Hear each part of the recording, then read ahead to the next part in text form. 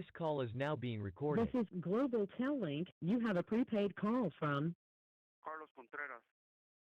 an inmate at the Centinela State Prison, Centinela, California. This call and your telephone number will be monitored and recorded. You have a prepaid call. You will not be charged for this call. To accept this call, say or dial 5 now. Thank you for using Global Tel-Link.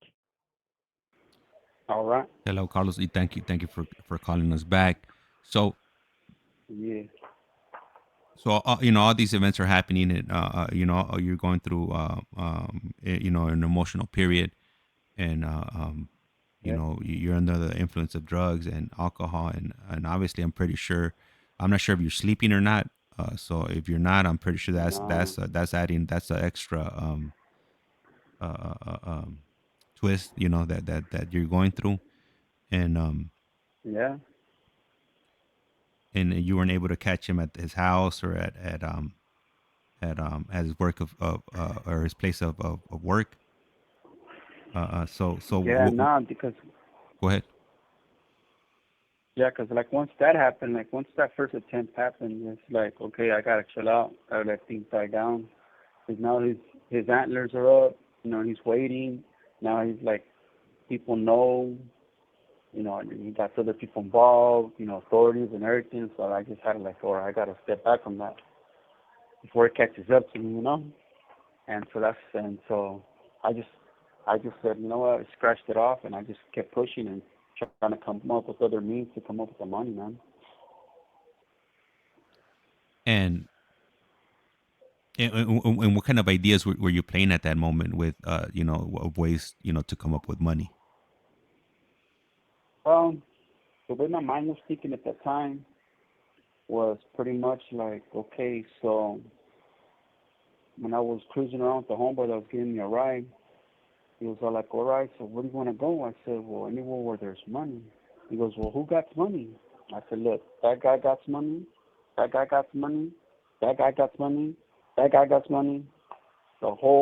Anybody around me was a victim, you know? They all have pockets, they all have wallets, they all got money. And so my objective was just to get 900 and bounce. That was it. That's all I needed was just 900, just to pay my dad. And I wasn't thinking straight. You know what I mean? When you're thinking straight, you get desperate and you start doing things like that. You know what I mean? You don't even plan things out. That's when you just pretty much go and just, you know, back like back in the westerns. Pull up on them, stick them up, bam. Let me hands up, bunny rabbit, take their pockets out, and that's it. Whatever you come up with right there, you come up with, and sometimes it would be 100, sometimes it'll be 500, sometimes it'll be $50, and at the same time, I have to eat every single day. I have to pay for a motel every single day. I have to support my high every single day. So all that money still too is being added up to everything that I'm doing to come up with the money also to come pay my dad. So it was just a cycle every single day, you know what I mean? Like not having enough, not having enough, and a lot of people getting caught up in the process, you know what I mean? A lot of innocent people too, like and like I said, when you're not thinking straight, it clutters your judgment, it clutters your mind, and I regret a lot of those things that I did during those times, but yeah, that's what kind of like. But the thing, that started that whole fuel by someone else, that everybody else was feeling it. You know what I mean? And these potential victims This call and your telephone number will be monitored and recorded. that you were planning to rob, were these people that you knew, or were they directly connected to you, No, or it was just people that you just knew just like that ran, were just none, nobody. I didn't know none of them. Just okay? just random. So if somebody Yeah, was just walking down the street or at ATM, or they looked like they were flashy. Uh, uh, uh, uh, yeah, okay. yeah. That's pretty much it. Like that, quick cash. You know what I mean? Yeah, yeah. And so from that day that you victimized the dog, did your life crime transpire? How many days after that? No, no. That was just something that ended up happening that night. But that criminal activities of that was something that I was trying to avoid. That was something, that lifestyle was something I was trying to avoid, something that I was trying to get out of. And nah, my life of crime like that started a long time ago, like in seventh grade. No, no, no. And My apologies. Maybe I didn't ask the question clearly. So yeah, from that day that the dog was killed, how many days yeah. uh, um did it take for you to lead? For you to catch I guess your life sentence or your life crime. Like how long after did Oh, did that from happen? man, like maybe like a week or two around there. Man, maybe a week or two or three around there. So it was relatively Yeah, a like short amount of time. yeah, because I went from 0 to 100. Because I was really trying to avoid that type of lifestyle. I didn't want to do stuff like that anymore. After doing two past terms, getting the home invasions up in Arizona, strolling with a strap here at Cali, and yeah, I was really trying to just stay out of it. You know what I mean? Just be on the low key, under the radar, and didn't want to resort to violence anymore. But I felt like I was pushed into something like that because I couldn't come up with the money, and just because I started messing around with someone that I didn't know. That's why. And I trusted someone that I didn't know, and got me into a jam. And yeah, that's like that's the way I was able to resort to trying to solve my problems back in the day. So I just went to something that I knew from the past and just did it. You know what I mean? Like the way I knew how. A- And and and at this time, I didn't get bust. I didn't get busted because of the things I was doing. I got busted because someone told on me. for your life crime. Yeah, all my crimes. Yeah, Oh, okay. like I was told on. You know what I mean? I have a co-defendant, and my co-defendant's the one that pretty much put me out on blast. And and just so the audience gets a general idea, like about how much illegal substances were you putting in your body on a daily basis? Maybe like a gram a day for sure, like a 16th, which is maybe like about $120 worth of drugs. Like the size of it's probably like give or say the size of your thumb. A little under your thumb, like half of your thumb, and and yeah, like that was me trying to maintain a high. So it was so bad that it wouldn't even hit me no more because I was so tired. My body was so tired. I just needed to sleep. And when you're out in the streets like that, you're on the run already from the parole. The task force is looking for you. You know what I mean? Like, 'cause you're over there running around with people that have the whole valley, and you're breaking down doors and taxing for the big homies upstate. You know what I mean? Like it wears you out. You know what I mean? Mentally, right? Because it's like a military zone. You're going into like houses that are drug havens, and they're strapped up. You're strapped up. Like, just whoever draws first has the upper hand. And from there, it's just like, hey, break. This call and your telephone number will be monitored and recorded. You gotta pay your dues, and if they don't, they already know what time it is. And so that type of lifestyle, like, you're pretty much kamikaze, suicidal. Like, you don't really care if you die or not. And that's something that I would do for the gang, for the Sureño gang.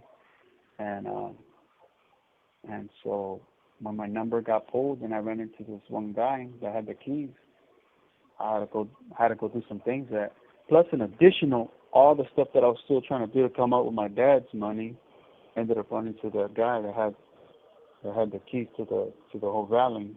Like the very 3 days later, after the incident with the dog, 3 days later I ran into the guy that had the keys to the whole valley, and then next thing you know, he's pulling my number, telling me what I run. I told him I'm Cali, Sereno, and next thing you know, I'm running amok with him, telling him I'll give you 3 days. After 3 days, I'm gone. I need a bounce. I need to go to Mexicali. And because of all the stuff that I've done already, had nothing to do with the stuff that I was doing with him, but the stuff that I already had done prior to that.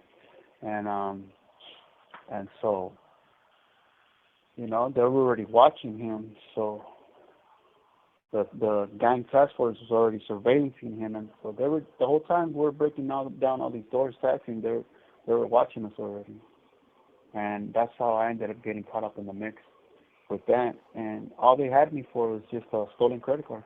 That's it. So by Stolen this credit time, card and a gun that was so, hot. so by this time, by the time that you got picked up by the task force, you had already committed Yeah. this crime that you're currently incarcerated for. Oh yeah. Yeah. Like yeah. By that time I was already facing my. I was at that time I was facing 4 licenses. 4 licenses. They dropped the murder before I came in. Like even when I was already in county jail, they dropped another murder, and then they talked to me about another attempted murder, and they just couldn't prove it. So they said, you know what, we already have him on a death penalty. Just leave this alone, you know. And so they even dropped one of the another home invasion on me right before I started even trial. So I ended up just getting 3 licenses, and the murder, the attempted murder, and the carjacking. Those are the only 3 cases that I went down to San Quentin was for the murder, the 187, and the other 2 cases that I got, the other two licenses, they were separate. They were all ran separately, and I had to face all 3 different cases all at once. And then my co-defendant had 3 different cases of his own. So we're doing this big ass joint trial that lasted like 8 months, and he has his set of jurors, I have my set of jurors. So there's a gang of people right there, and yeah, it wasn't a pleasant sight, man. But And let me ask you, earlier on you mentioned that he told on you. How was it that yeah, how did he come into contact with the authorities? And when did you find out that he told on you? um, my co-defendant, you know, because when they were reviewing video footage, and when they got me for the stolen credit card, when they showed me the day I got busted, they're saying we don't even care about all the things you've been doing, prior these past couple of nights, taxing all these different houses, all these drug houses. We don't care about them houses. We want to know what happened this night. What were you doing this night? And that's when they slid my picture. And I was coming out of a Coachella pasture, at 2, 3 o'clock in the morning, and he was all like, and so I told him, and so I handed it back to him. I threw my picture back to him. I told him, so what? I was using a stolen credit card. So what? And he goes, well, did you know that stolen credit card belonged to a dead guy after you used it? And I was like, nah, you know what? I have nothing to say, I need a lawyer. And so that's how I ended up getting taken to jail, and I was booked for murder that night. And so that same night, they also had pictures of my co-defendant in the victim's truck. And You have 60 seconds remaining. so there was also a warrant out on his arrest, and so they had his picture blasted on the news and everything, and he ended up turning himself in Banning jail, and that's when he made a statement. And I didn't find out about all of that until I went to prelim, and he was all like, hey, I don't know, man, like during prelim everything comes out. and he made 3 different statements against me, and I was all like, damn, really? Like, that's crazy. Like, that day I lost a lot of respect, and you know, 'cause you're still living that mentality life, right? That active mentality life, and I lost a lot of respect for that guy, and yeah,